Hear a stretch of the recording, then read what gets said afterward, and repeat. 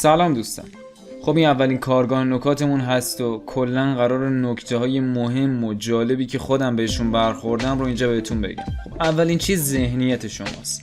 ببینید دوستان، قرار وقتی میشینید پشت نرم افزار از قبلش بدونید که قرار چی کار بکنید. همینجوری نشینین که یه کار بزنید.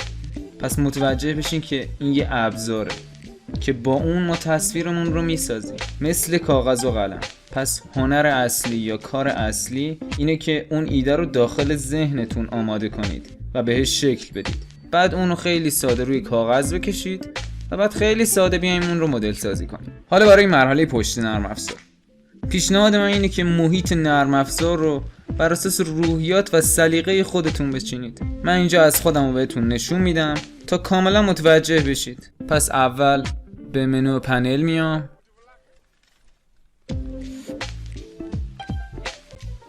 و For Views Right Split رو انتخاب میکنم.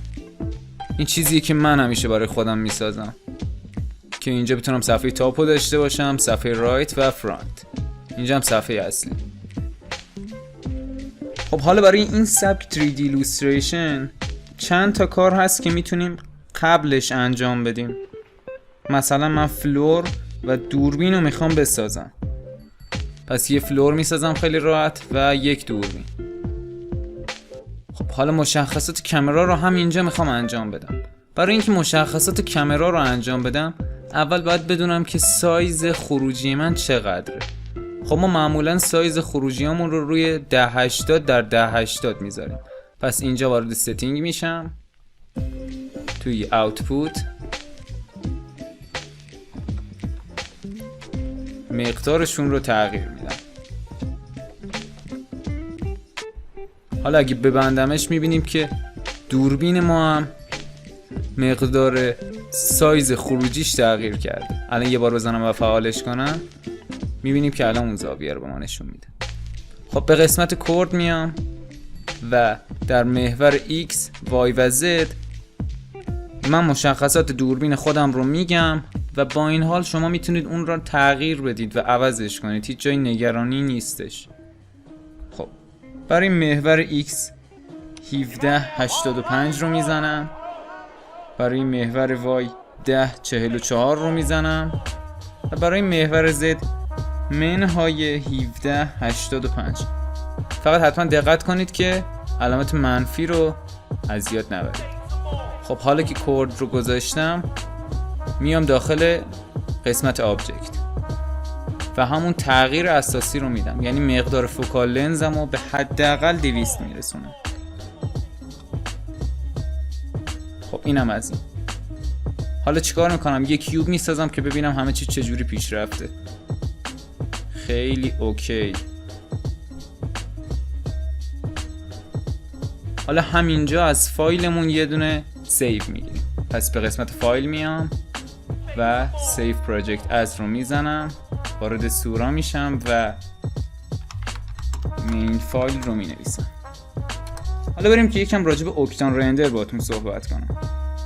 اول بدونید که فقط نسخه R19 هستش که اوکتان رندر برای اون کرک شده و برای استفاده از اوکتان رندر ما باید از سینما 4D ورژن R19 استفاده کنیم. از سینما 4D ورژن R19 رو دانلود کنید و پلاگین رو نصب کنید که توی مقاله ها کامل براتون توضیح دادیم داخل سایت. پس چیکار میکنیم؟ مدل سازی داخل R21 انجام میدیم، فایل رو سیو میکنیم و در R19 اون رو باز میکنیم. پس به محلی که سینما 4D R19 رو نصب کردم میام، روی سینما 4D کلیک راست میکنم و ران از ادمینستریتور رو انتخاب میکنم. حالا گزینه فایل رو میزنم، قسمت اوپن، مین فایل رو میزنم. میبینیم که همه اون کارهایی که ما انجام داده بودیم وارد R19 شد. حالا میخوام یکم راجع به اوکتان رندر صحبت کنم. قبل از شروع هر کاری اولین سوالی که باید براتون مطرح بشه تنظیمات اولیه است. پس سایز فایل، محل ذخیره و خروجی و موتور رندرمون رو باید انتخاب کنیم. پس وارد رندر ستینگ میشم، در قسمت اوتپوت سایز رو مشخص میکنم، رزولوشن رو مشخص میکنم، به قسمت سیو میام مشخص میکنم که خروجی نهایی کجا سیو شه، فرمت اون رو سیو میکنم که PNG ما اینجا همیشه استفاده میکنیم روی 16 بیت.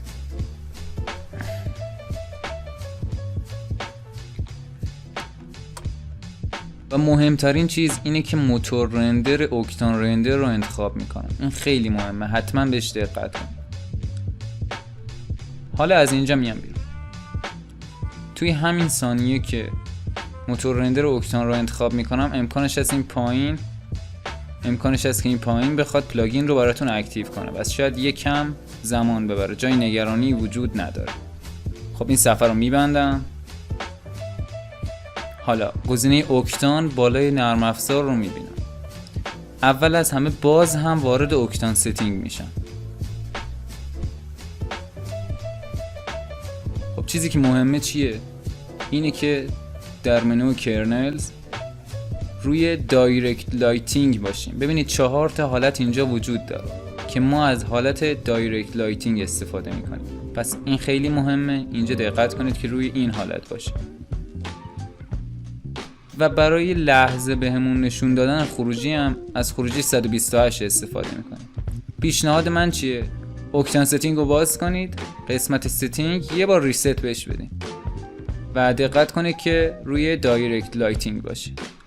حالا اینجا این رو هم میبندم. دوباره میام داخل اوکتان و لایو ویور اوکتان رو باز میکنم. خب میام روی خود اوکتان و لایو ویورز ویندوز رو انتخاب میکنم.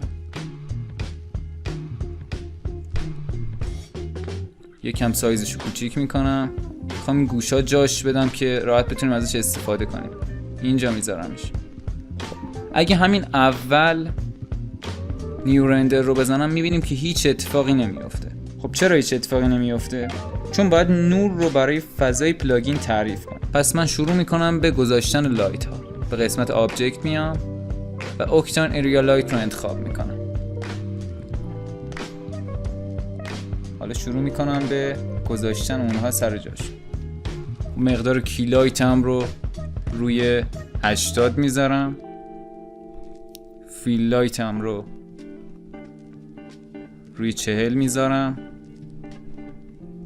و پاور بکلایتم رو روی 20 میذارم. حالا کافیه هر 3 تا لایتم رو یکم ببرم بالا.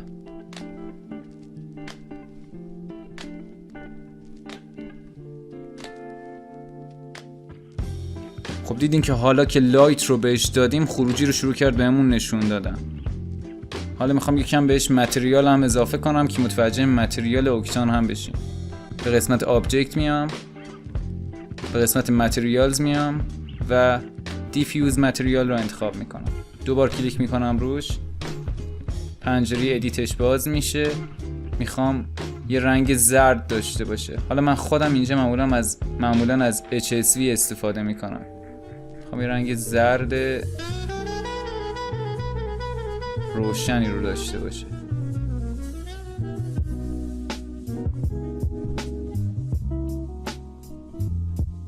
برای اضافه کردن متریالم کافی اونو درگ کنم و روی شکل بکشم. خب حالا بذارین بک‌گراندش رو هم رنگ کنم. یه کپی از متریال میگیرم، اون رو باز میکنم و از حالت RGB خارج میشم. میخوام یه رنگ آبی خیلی کم رنگ.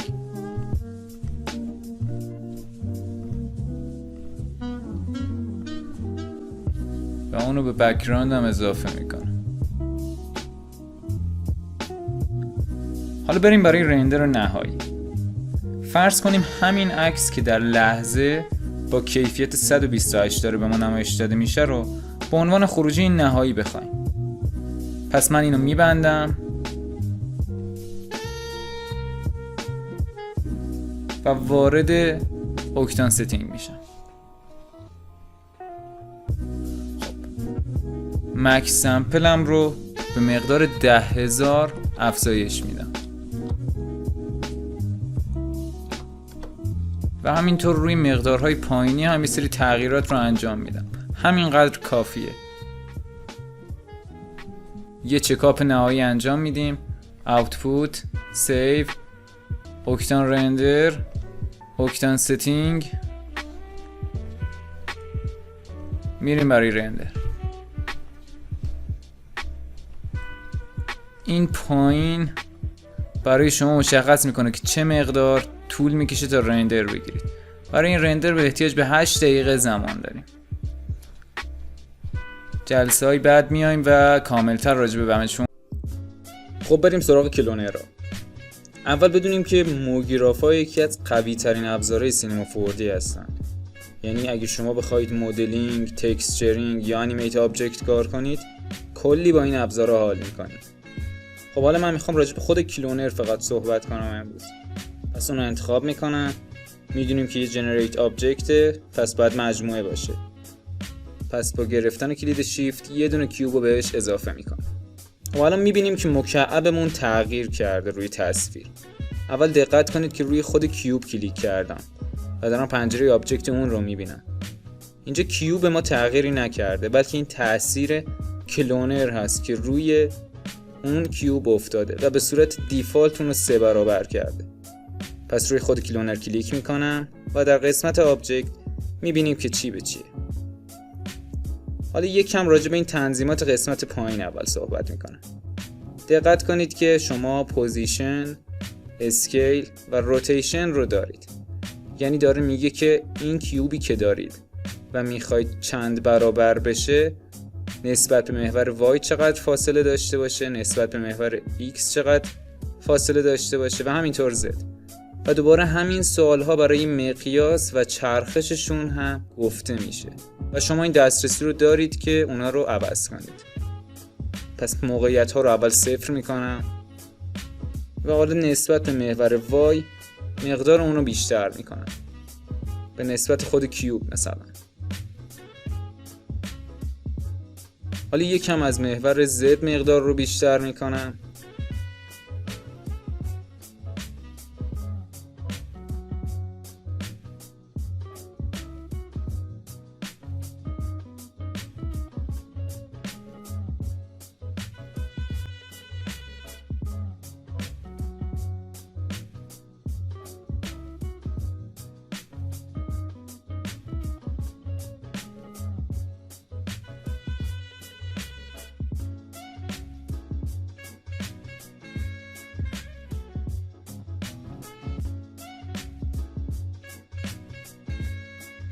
به خود کیوب میام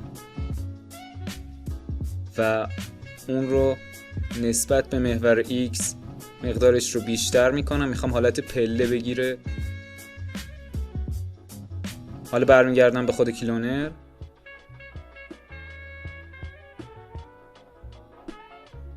خب حالا میرم که تعدادشون رو بیشتر میکنم. 50 تا مثلا خوبه. حالا یکم روی خود اسکیل و روتیشن وقت میذارم تا کاملا روی شکل متوجه بشیم که چه اتفاقی داره میافته.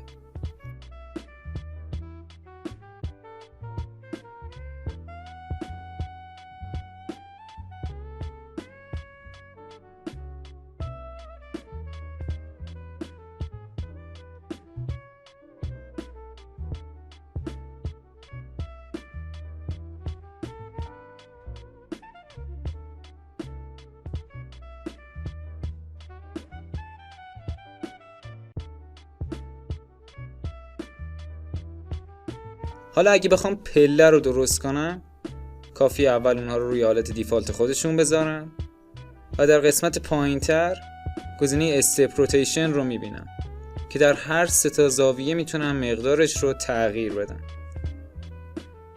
و ببینیم که چقدر ساده میتونیم یه پله رو بسازیم.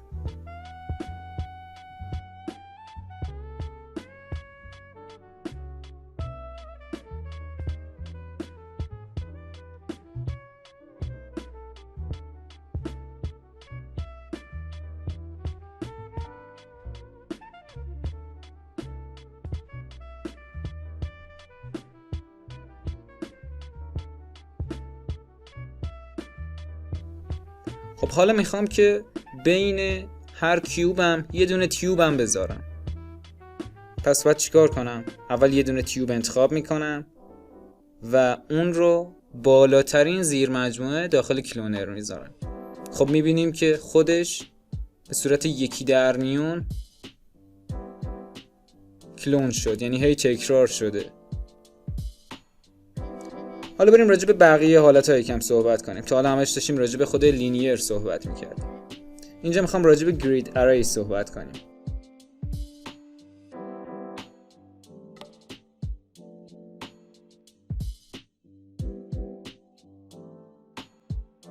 پس اون رو انتخاب میکنن و با اضافه کردن یک کیوب خیلی راحت متوجه تنظیماتش میشن.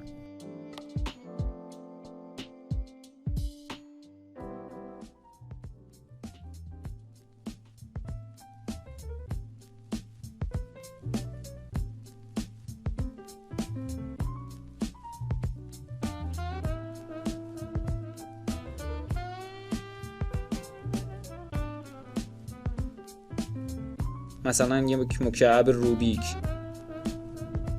یا هر چیز دیگه ای که بخواین رو راحت میتونید این شکلی بسازین.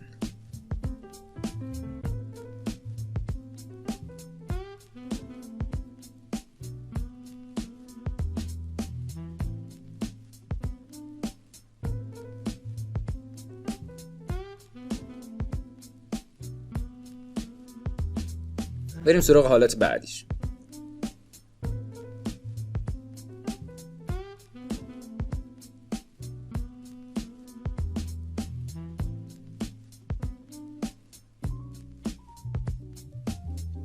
برای این یکی اول یه دونه انساید میسازم و اون رو داخل یه اکسترود میذارم. حالا اون رو زیر مجموعه کلونر میکنم.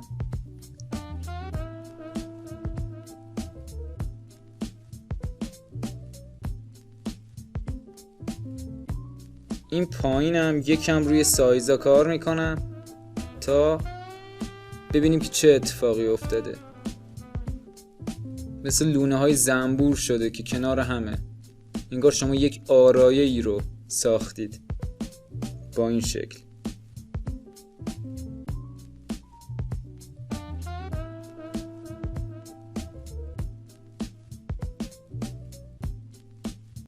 بریم برای حالت آبجکت که خیلی به کارتون میاد.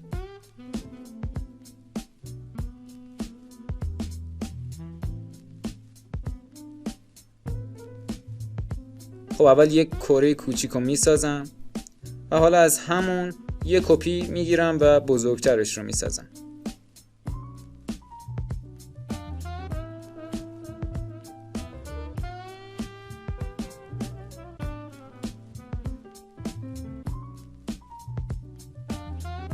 کره کوچیک رو زیر مجموعه کلونر میذارم چون میخوام کره کوچیک پخش بشه روی سطح کره بزرگ.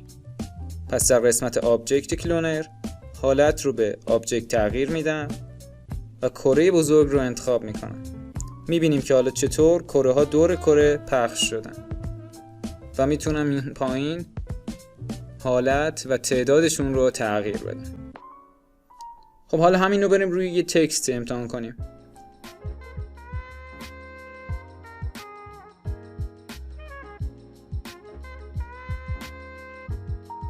پس یه تکست انتخاب میکنم، سورا رو مینویسم،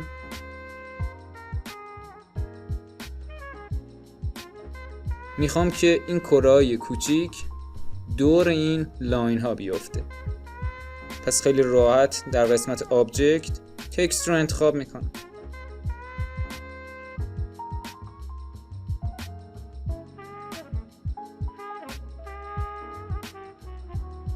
اینجا میتونم تعدادشون رو بیشتر کنم و حالتشون رو تغییر بدم و یا اونا رو جابجا کنم. پس نتیجه گیریمون برای کلونر این باشه هر جا خواستیم ریتم یا حرکتی رو به نمایش بذاریم در جا میایم از کلونر استفاده میکنیم. هر شکلی که بیشتر از 3 تا داخل تصویر ما باشه بهتره که از کلونر استفاده بشه. خب میریم سراغ قسمت تحلیل پروژه. توی این قسمت اول یه عکس از خروجیمون میبینیم و بعد فایل رو باز میکنیم و ببینیم که چه اتفاقی داخل اون افتاده. پس سعی میکنیم نکات هر پروژه رو به صورت جداگانه بررسی کنیم.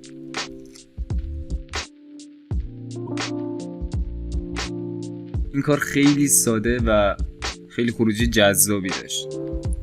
داخل این کار برای شکل اصلیمون از یک کیوب استفاده کردم و سگمنت ها رو جوری چیندم که بتونم این قسمت پایین رو حذف کنم. برای قسمت جلویش هم دوباره یک کیوب ساختم تا بتونم به صورت یکی در میون متریال لومیننس رو روی اون پیاده سازی کنم. بذارین یکم وارد خود شکل بشم تا کاملا متوجه بشین. خب این قسمت پایینیه، یک کیوب بود، مقدار سگمنت هامو مشخص کردم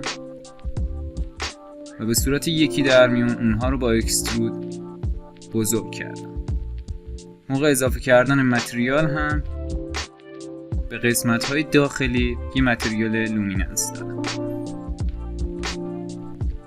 برای قسمت سایبون هم اول با استفاده از اسپلاین سایبونم رو رسم کردم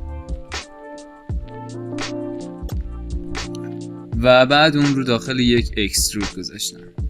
خیلی ساده و به صورت یکی در میون اون رو رنگ کردم.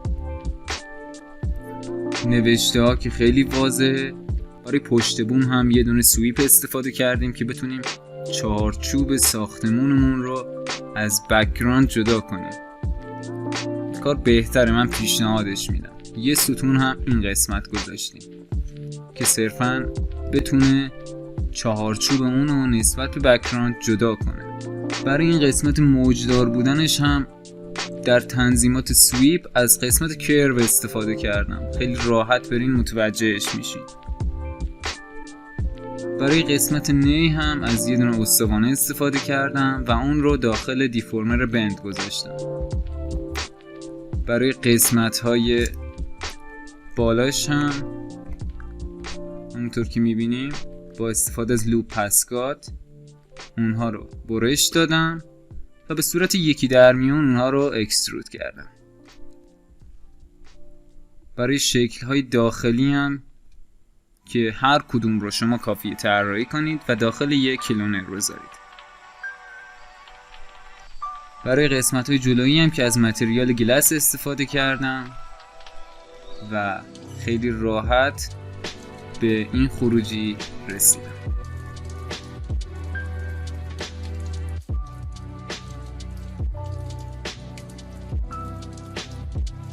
توی قسمت نوردهی هم فقط یه دونه نور به قسمت سمت چپ عکس اضافه کردم، در حالی که از یه دونه انوایرمنت هم استفاده می‌کردم.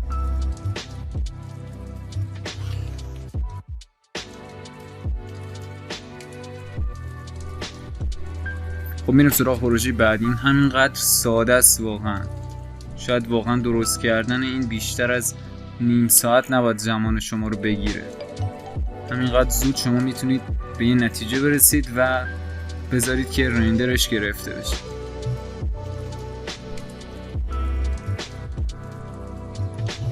برای این کار هم که خیلی خیلی ساده، دوباره میبینیم که با استفاده از یک کیوب یه شکل ساختم و در و پنجره رو جدا کردم و بعدش اون رو داخل شرایط نوری خوبی گذاشتم و ازش خروجی گرفتم. پس اگه پروژه‌شو باز کنم اینجا میبینیم که یه دونه شکل اصلی داشتم، یه قسمت بالایی، دیواره ها رو بهش با استفاده از سویپ اضافه کردم و همینطور داخلش. ببینید این شکل خیلی ساده هستش. شما برای ساختن همچین شکلایی کافیه که یک طرح اولیه رو داخل ذهنتون داشته باشید و بعد شروع کنید به کار کردن با نرم افزار. سعی کنید که چارچوب ساختمونتون نسبت رنگش با بک‌گراند متفاوت باشه تا کاملا مشخص بشه که یک جسم سه بعدی هستش و دو بعدی دیده نشه. برای دیوارها هم از یه سری کیوب های کوچیک استفاده کردم و دیگه همینجور چیندم تا یک طرحی بهشون داده شه. پس اگه به همه چیز دقت کنید، همه چیز خیلی ساده و خیلی راحت اینجا ساخته شد. میریم برای قسمت بعدی.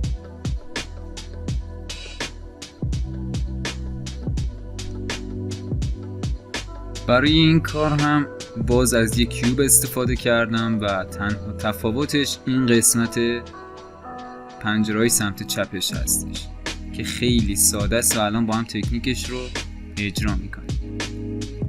پس اگه من فایل رو باز کنم میبینیم که باز همه چیز خیلی راحت و ساده. متن‌ها و تکستامون که فارسی هستن رو از نرم افزار ایلوستریتور استفاده کردم یا هر چیزی که به صورت لوگو باشه همه رو از نرم افزار ایلوستریتور به نرم افزار سینما 4D بردم. باز حواسمون به قسمت‌های بالایی باشه تا بتونیم چارچوب رو برای ساختمونمون مشخص کنیم داخل عکس. اما حالا چطور این قسمت رو به صورت داخل آوردمش؟ خب برای این قسمت میخوایم از تکنیک بول استفاده کنیم. پس روی خود شکل کلیک میکنم. اول بعد حالت ادیت رو برای اون فعال کنم. پس یا کلید C رو میزنم یا این بالا میک ادیتیبل رو انتخاب میکنم. به حالت اج مود میام. همون قسمتی که مد نظرم هست رو انتخاب میکنم. کلیک راست میکنم و گزینه بول رو انتخاب میکنم. اگه همینطوری کلیک چپ رو نگه دارم و بکشم متوجه میشیم که داره اون قسمت تغییر پیدا میکنه.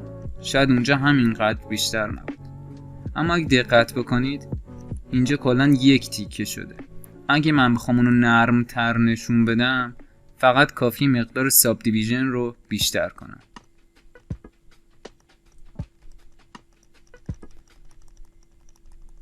انگار که داره به اون سگمنت ها اضافه میشه. اما خب ما توی این شکل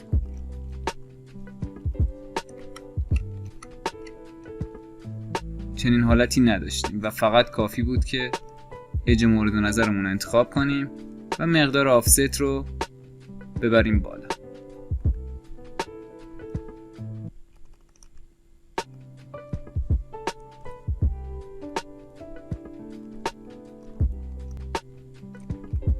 دوباره وارد این قسمت میشیم. لوپ پسکات رو انتخاب میکنم. اینجا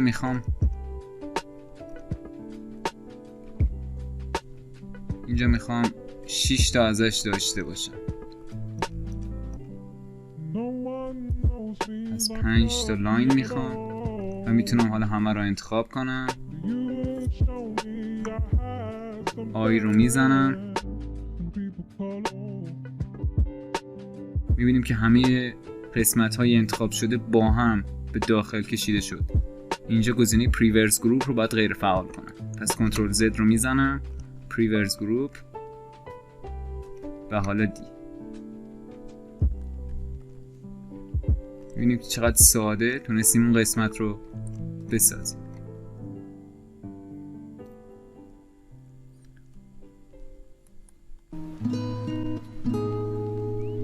برای بقیه قسمت ها هم فکر نمی کنم چیزی سوال باشه. فقط اینجا از متریال گلاس استفاده کردم و داخل میتونیم ببینیم که باز طراحی شده همه چیز. اما خب خیلی ساده است و هیچ پیچیدگی نداره.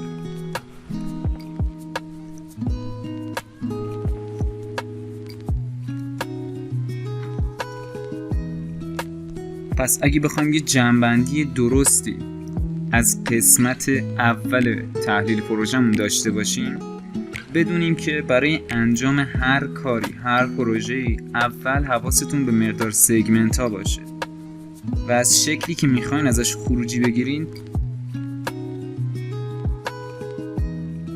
یک طرح اولیه داشته باشین. حالا اون طرح اولیه میتونه داخل ذهن شما تشکیل بشه، میتونه روی کاغذ کشیده بشه.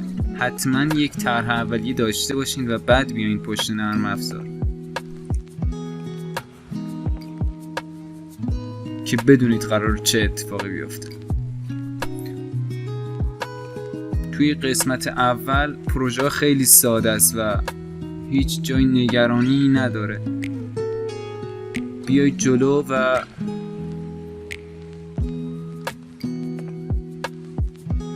و برای پلین هر کدوم از کارها و پروژه ها متریالش رو بهتون دادم و میتونید از اون استفاده کنید. پس سعی کنید روی مدل سازی وقت بذارید و باز میایم با تحلیل پروژه بعدی.